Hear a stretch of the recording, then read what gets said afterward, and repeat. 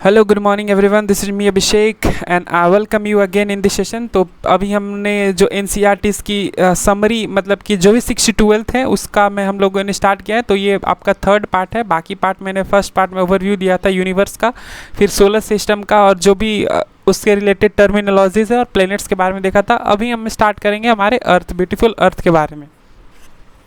तो अर्थ जो है ये बेसिकली यहाँ पे इनके पॉइंट्स में दिया गया है कि ये the earth is really oriented in the same position during successive eclipse but it always cast a circular shadow thus proving that the earth is sphere. तो ये स्पीयर कैसे है, तो ये बताता है कि आप जब भी इस पे इक्लिप्स होता है तो ये हमेशा ये सर्कुलर शैडो देता है।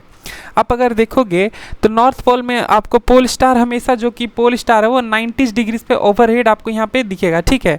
और since the star lies in the line with the axis of the earth, और क्योंकि और आपको लाइन एक्सिस पे दिखता है तो अगर ये परपेंडिकुलर हुआ तो आपको तो जाहिर सी बात है कि ये परपेंडिकुलर मतलब कि एक अर्थ 90 डिग्री है, तो ये इसके वजह से है। और ये जो एंगल है इसके बीच में, तो ये 0 डिग्री पे ये 0 डिग्री हो जाता है। यहाँ पे 90 डिग्री है लेकिन यहाँ पे आपको दिखेगा 0 डिग्री पे आपको पोल स्टार दिखेगा। तो इसके आप अनुमान लगा सकते हैं कि एक अर्थ एक स्फीयर है।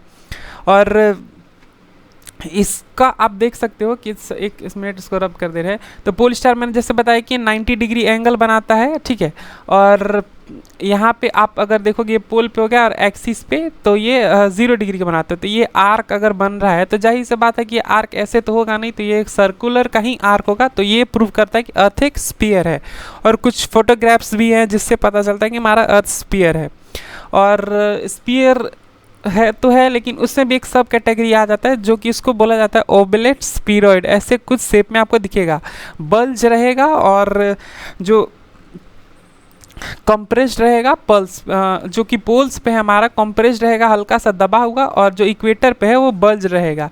यहीं पे आप देखोगे कि हमने एक इमेजिनरी लाइन ड्रॉ कर दिया है। तो आपको जैसे कि ये हो जाता है आपका tropic of cancer, tropic of capricorn, तो ये आपको देखने को मिलेगा। तो ये हम देखेंगे आगे चल के। पहले हम देख लेते हैं अपना जियोलॉजी पे, जियोलॉजी ऑफ अर्थ जिसको बोला जाता है। तो ये हो गया आपका जियोलॉजिकल पीरियड। तो ये आप देख सकते हो सबसे मतलब कि ज़्यादा लंबा होता है प्री कैम्ब्रियन, उसके बाद कैम्ब्रियन। तो ये आपका एक चलता है, उसके बाद आता है एरा, ठीक है। उसके बाद आता है आपका टर्शियरी इपोच। तो अगर आपको देखिए कोई बोल दे तो आपको सीरियल वाइज, तो ये पीरियड सबसे बड़ा होता है, उसके बाद होता है आपका एरा, ठीक है। उसके बाद इपोच, ठीक है। तो ये आपका सर्टेन टाइम लिमिट मतलब कि टाइम लिमिट के हिसाब से इसको बांटा गया है। अगर आप देखोगे तो सबसे बड़ा अगर है तो सबसे छोटा आपको एज माना जाता है, ठीक है। एज से बड़ा अगर टाइम देखोगे बढ़ते से घट मतलब कि किस में ज़्यादा ईयर्स होते हैं, तो उसके बाद आता है इपोच, ठीक है। इपोच के पहले आता है पीरियड, ठीक है। और ये एरा में डिवाइडेड है, तो उसके बाद पीरियड के आगे आता है एरा। एरा में बहुत सारे पीरियड आते हैं, बहुत सारे, और सबसे लंबा होता है मतलब ईओन, ठीक है, ईओन। तो ये आप एज याद रखना, तो ये लिख लेना एज, ठीक है। एज के आगे होता है आपका इपोच, पीरियड, ईओन और एरा और ईओन। तो ये आपका कुछ पीरियड हो गए, ये आप याद रखना। अब स्टार्ट करते हैं हम कुछ टर्मिनोलॉजीज रिलेटेड टू अर्थ। तो सबसे पहले हम देख लेते हैं जो कि होगा हमारा लिथोस्फीयर और हाइड्रोस्फीयर। तो ये एनसीईआरटी की समरी है, तो जैसे जैसे हमें इसके अकॉर्डिंग हम ही चलेंगे। तो सबसे पहले आ जाता है हमारा लिथोस्फीयर। लिथोस्फीयर में क्या होता है कि देखो आप देखोगे कि अर्थ का जो ये वाला पार्ट है जिस पे हम लोग रहते हैं उसको बोलते हैं हम लोग लिथोस्फीयर, ठीक है। तो लिथोस्फीयर यहाँ पे आपको लाइफ सपोर्टिंग दिखेगा, और 2/7 जो कि है वो लैंड कवर बताया जाता है, 29% लैंड और 70% वाटर, ठीक है। तो ये आप याद रखना।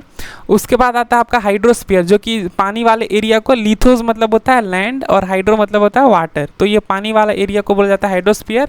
और ये freely available in the gaseous, liquid और सॉलिड स्टेट, तो तीनों स्टेट में होता है। मैंने एक पिछले क्लास में मैंने बताया था कि जो अर्थ को एक एडिक्वेट अमाउंट ऑफ टेम्परेचर रहना चाहिए पानी के लिए, तो सिर्फ अर्थ में ही मिलता है कि जहाँ पे वो लिक्विड स्टेट में हो। तो उसके लिए एक टर्म था, वो आपको बताना है कि वो टर्म क्या था, कमेंट करके बताइए। चलिए ठीक है, उसको मैं ही बता देता हूँ उसको आंसर में, या फिर मैं दे दूंगा उसके बैक डिस्क्रिप्शन, या फिर नेक्स्ट वीडियो में उसका आंसर उसको मैं बता दूंगा। तो इसको बोला जाता है गोल्डलिक जोन, ठीक है। तो जहाँ पे पानी नॉर्मल रहता है तो इसको बोलते हैं गोल्डलिक जोन, ठीक है। तो इसका जो भी क्वेश्चन पूछूंगा अगर हो सकते तो इसी पार्ट में आंसर दे देंगे या फिर नेक्स्ट पार्ट में इसका आंसर मिलेगा। तो ये हो गया आपका। तो हाइड्रोस्फीयर, लिथोस्फीयर मतलब लैंड। तो अपर मोस्ट जो भी हमारा सॉइल जहाँ पे हम खेती करते हैं उसको बोला जाता है लिथोस्फीयर, उसको, और ये पानी वाले एरिया को बोला जाता है हाइड्रोस्फीयर। तो और गोल्डिक जोन जहाँ पे पानी एकदम नॉर्मल हो।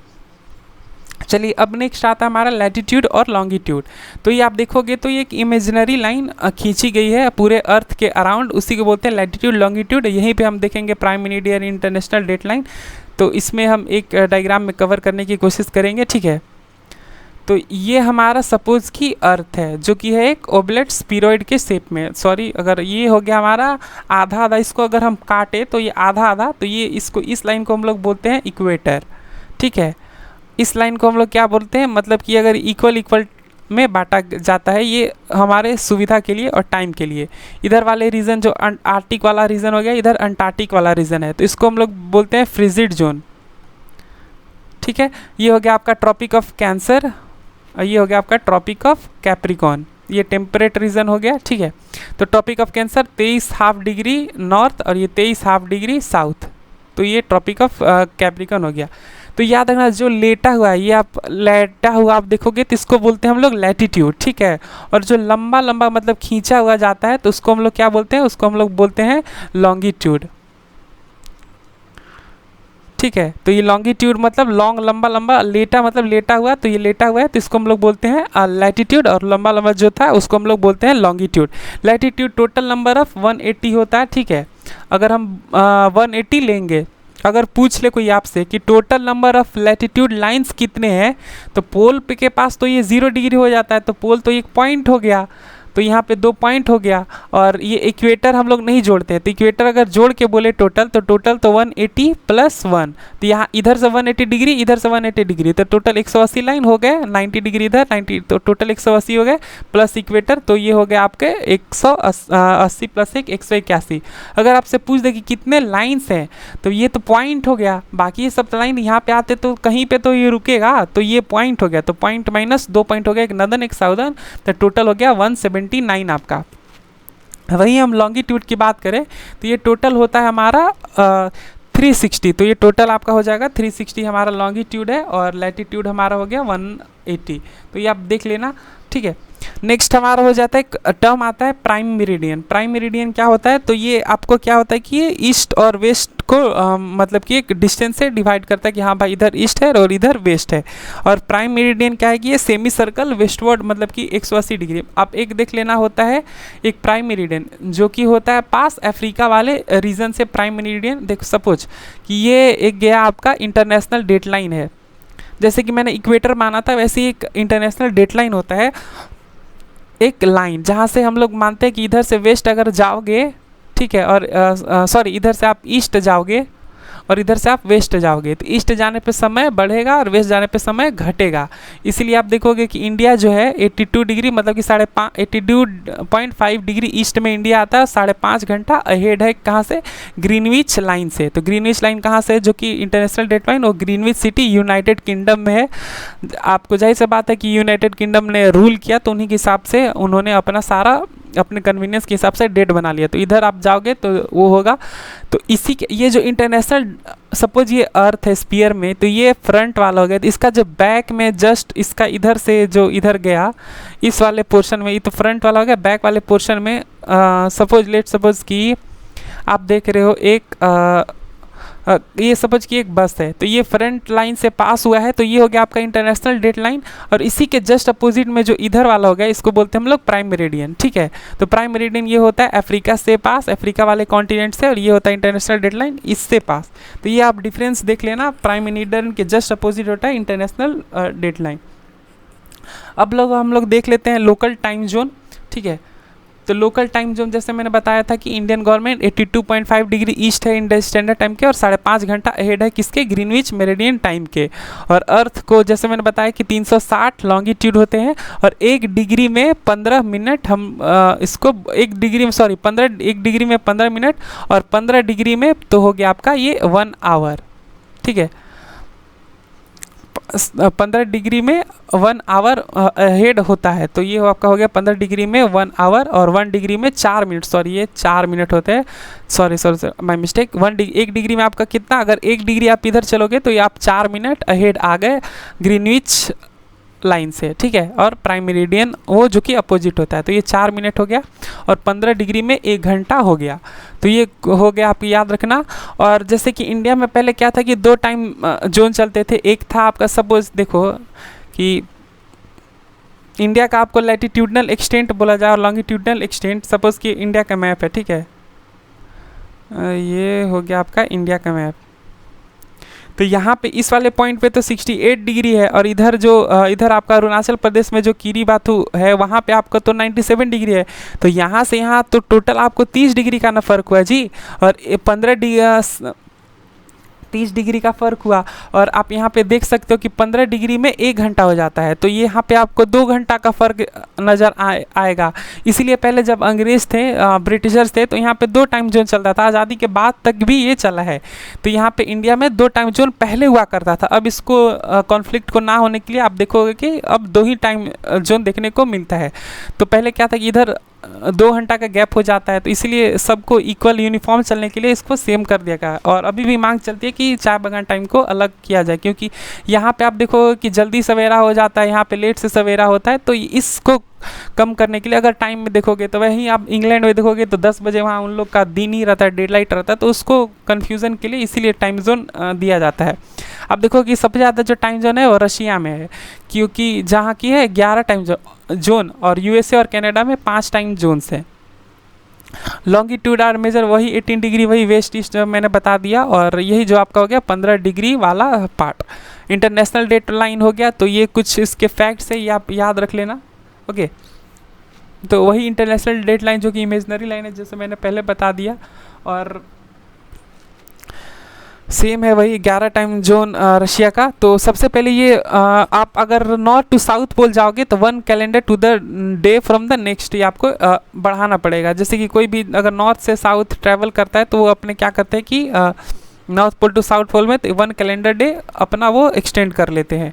और ये पैसिफिक ओशियन से जाता है। और फिजी समूह आप देखोगे कि जैसे कि ये सपोज अर्थ है, यहाँ से इंटरनेशनल डेट लाइन जा रहा है तो ये कर्व टाइप में हो जाता है, क्योंकि यहाँ पे आप अगर देखोगे तो यहाँ एक कंट्री है और ग्रुप ऑफ आइलैंड है जिसको बोला जाता है फिजी समोआ और गिलबर्ट आइलैंड। तो सपोज कि एक आइलैंड है, उसके इधर से अगर यहाँ पे कोई और रह रहा है, यहाँ पे कोई और, तो ये दोनों अलग टाइम जोन में रहेंगे। इसीलिए इंटरनेशनल डेट लाइन को ऐसे कर्व बना दिया गया है। ये एक स्ट्रेट नहीं है बल्कि एक कर्व है। तो इसके वजह से आप इसका कर्व देख सकते हो, ठीक है।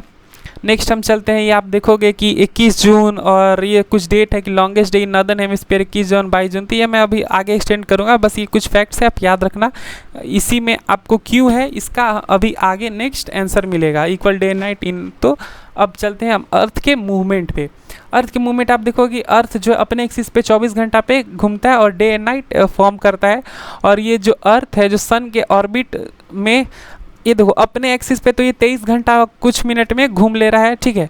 और लेकिन ये जो सन के अराउंड जो इलिप्टिकल पाथ में ये घूम रहा है उसको लगने के लिए टोटल कितने टाइम लगते हैं, तो 365 एक दिन 1 साल इसको टाइम में लगते हैं। और सिर्फ रोटेशन ऑफ अर्थ से डे एंड नाइट होता है। विंड में आपको देखोगे टाइड आप देखोगे एक लो टाइड होता है, एक हाई टाइड होता है। इसके वजह से रोटेशन की वजह से 15 डिग्री पे 2 मेरिडियम, जैसे कि मैंने बताया था 15 डिग्री पे 1 घंटा होता है। अब चलते ये तो रोटेशन हो गया कि 56 मिनट 40 सेकंड में ये रोटेट कर लेता है। और रोटेशनल स्पीड उतना नहीं बोला जाता है, लेकिन हाँ आप देखोगे कि सपोज कि आप एक बॉल है, बॉल को ऐसे अगर ट्विस्ट करोगे जैसे बच्चे घुमाते हैं ऐसे, तो अगर यहाँ पे देखोगे तो वहाँ पे एकदम मतलब कि नेग्लिजिबल अमाउंट ऑफ ऊपर में नेग्लिजिबल अमाउंट रहेगा। वहीं आप अगर सेंटर में देखोगे तो ये यही स्पीड में जो सेंटर वाला पार्ट घूमता है। तो इसीलिए पोल्स पे उतना नहीं पोल्स स्पीड में घूमते जिसके हिसाब से as comparison to the equator. अब आते हैं रेवोल्यूशन ऑफ द अर्थ।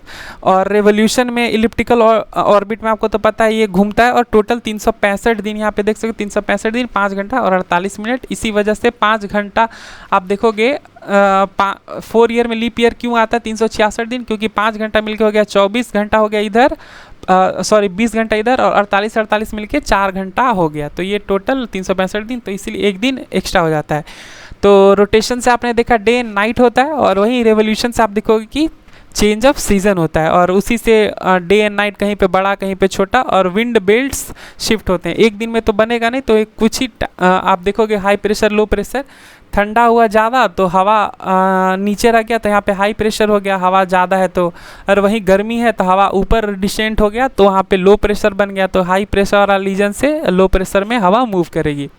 अब देखते हैं पेरीहिलियन, जैसे मैंने अपोजी बताया था, पेरीजी, पेरीजी पी से वो था तो पास में था चांद के, अपोजी से मतलब दूर था, तो ये सेम केस हो जाता है सन के भी। तो अर्थ हो जाता है पेरीजी मतलब पास में 147 और एपीजी दूर तो 152, तो ये सन के है और वो मून के लिए है। ये होता है 4 जुलाई को और ये होता है आपका 3 जनवरी को। अब देखोगे कि सन तो फिर भी पास है, 3 जनवरी को तो पास है तो गर्मी होना चाहिए था, लेकिन इंडिया में तो ठंडा रहता है उस टाइम। वही चीज़ है मैं बता रहा हूँ कि जो हमारे यूनाइटेड किंगडम से उन्होंने हम पे रूल किया है तो वहाँ पे उनके हिसाब से उस वाले रीजन पे मतलब कि आप देखोगे यूरोप में वहाँ पे गर्मी रहती है, हालांकि उस अभी के कंपैरिजन में हम लोग के कंपेयर वहाँ पे गर्मी होती है, वहाँ पे हल्का समर रहता है, लेकिन 4 जुलाई तक वो सीवियर विंटर हो जाता है। तो ये सिलसिला है उन लोग का। तो एफिलियन दूर होगा सन से और पेरिलियन पास, अपोजी यहाँ पे पेरीजी, यहाँ पे अपोजी, तो ये हो गया आपका। एक होता है समर सोलिस्टिस और विंटर सोलिस्टिस। अब क्या है कि सन जो है हमारा ओवरहेड हो जाता है नॉर्दर्न हेमिस्फीयर में, जस्ट आपका ऊपर सन आ जाएगा, तो उस पर क्या होगा कि equal day and night northern and southern hemisphere पे हो जाता है, तो वो होता है जून 21 को समर में।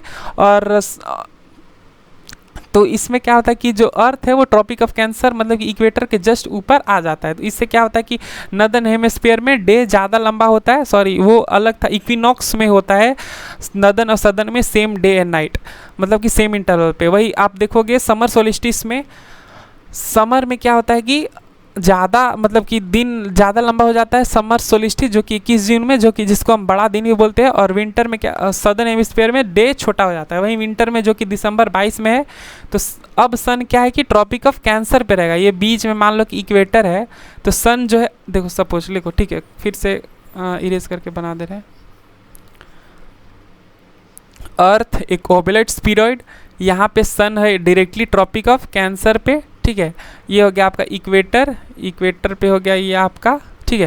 यहाँ पे हो गया ट्रॉपिक ऑफ कैप्रिकन। अब ये हो गया नॉर्दर्न हेमिस्फीयर, ये हो गया सदर्न हेमिस्फीयर। अब ये सन यहाँ पे है, तो जो विंटर सोलिस्टिक होगा वो दिसंबर 22 में होगा, ठीक है। तो यहाँ पे रात लंबा हो जाएगा, ठीक है, रात लंबा हो जाएगा और दिन छोटा, वहीं यहाँ पे दिन बड़ा हो जाएगा और रात छोटा, तो ये हो गया आपका। और इक्विनॉक्स में दोनों इक्वल होते हैं जो कि मार्च 21, और ऑटोमन इक्विनॉक्स जो कि हो गया आपका सितंबर 23। इक्विनॉक्स याद रखना इक्वल मतलब कि इक्वल हो गया, ठीक है। और विंटर सोलिस्टिस में विंटर मतलब कि दिन बड़ा, समर में दिन बड़ा, तो ये होता है नॉर्दर्न में, ये होता है सदर्न में, तो ये आप याद रखना। नेक्स्ट होता है कि मिडनाइट सन। मिडनाइट सन आप देखोगे कि आर्टिक और अंटार्कटिक में, जो आप अलास्का वाले रीजन में देखोगे नॉर्दर्न हेमिस्फीयर में, इधर अंटार्कटिक में, यहाँ पे आपको 24 घंटा आपको दिन ही लगेगा, तो यहाँ पे रात नहीं होता है, उसी को बोलते हैं हम लोग मिडनाइट सन। एक होता है इक्लिप्स। इक्लिप्स आप देखोगे कि आपने सुना होगा चंद्र ग्रहण, सूर्य ग्रहण, तो इसमें क्या होता है लूनर इक्लिप्स और सोलर इक्लिप्स, दो टाइप के ग्रह मतलब कि इक्लिप्स होता है। एक देखो ये सन है, ठीक है, ये मून है, ठीक है, और ये अर्थ है। अगर सन और अर्थ के बीच मून आ जाए तो ये, तो इसको शैडो ये ढक देगा, तो यहाँ पे क्या हो जाएगा सोलर इक्लिप्स, ठीक है। अब ये सन है, ये अर्थ है, और ये सॉरी सन है, ये मून है, ये ठीक है, अर्थ है, ये मून है। अब सन अर्थ के सामने आ गया, मून ढक गया, तो इसको बोलते हैं लूनर इक्लिप्स। तो यही सीन है, तो इसी के बीच होता है। और लूनर इक्लिप्स कब होता है, तो ये फुल मून के दिन। अब मान लो कि अमावस्या का रात है, उस टाइम तो दिखेगा ही नहीं चांद, चांद ग्रहण हो चाहे ना, क्या फ़र्क पड़ता है। तो अगर फुल मून डे के दिन अगर ये हो जा रहा है, क्योंकि फुल मून डे कब होगा, तो ये सपोज कि सन है, इससे जो रेज निकल रही है और इससे रिफ्लेक्ट होकर मून दिखता है। सन अगर रिफ्लेक्ट करना, सन का लाइट यहाँ तक पहुँचे ही ना, तो मून जाहिर सी बात है नहीं दिखेगा कुछ टाइम के लिए। बाद में अगर यही मून यहाँ पे आ जाए तो सन का रिफ्लेक्ट हो जाता है और ये फुल मून दिखने लगता है, तब जाकर होता है लूनर इक्लिप्स। तो ये हो गया आपका कुछ इक्लिप्स का ये पार्ट। अब नेक्स्ट चलते हैं, ये अर्थ का ये कुछ डिस्क्रिप्शन है। एज आपका दिया हुआ है, मास कितना है, वॉल्यूम कितना है, तो ये दिया हुआ है। मीन डेंसिटी कितना है, सरफेस टेम्परेचर एवरेज कितना है 14 डिग्री सेल्सियस, तो ये कुछ है आप देख सकते हो। डीपेस्ट पॉइंट हो गया, ठीक है, मरियाना ट्रेंच। हाईएस्ट हो गया माउंट एवरेस्ट 8848 किलोमीटर, तो ये आप लिख लेना ये आप याद करना, ये बहुत ज़रूरी है। अब देखेंगे हम लोग internal composition of the earth next video में। तब तक के लिए खुश रहिए, पढ़ते रहिए, बाय।